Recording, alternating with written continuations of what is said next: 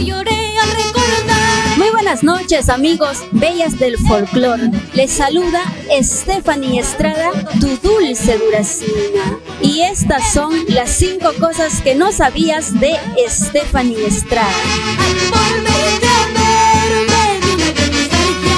Dime que ya ha pasado, caído y abandonado. Número 1. Yo soy del anexo de Duraznopata, distrito de Santo Domingo de Acobamba, provincia de Huancayo, departamento de Junín. Número 2.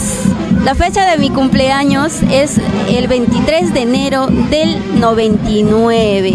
Actualmente tengo 25 años, soy acuariana. Número 3. Profesionalmente en el arte ya me dedico 1 año. Número 4.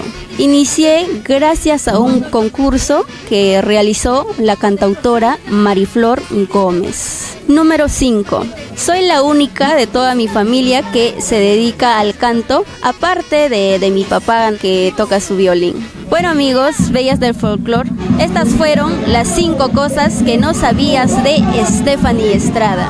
Pueden encontrar todas las canciones de Stephanie Estrada en todas las plataformas, ya sea en YouTube, TikTok, Facebook, como Stephanie Estrada. Si desean contratarme para cualquier evento, ya sea cumpleaños, bautizo, matrimonio, les dejo mi número de contrato 999-009-165.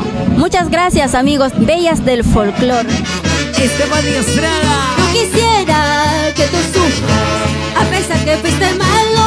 No quisiera que tú llores, que estés de mí y seas feliz. ¡Salud! No quisiera que tú sufras, a pesar que fuiste malo.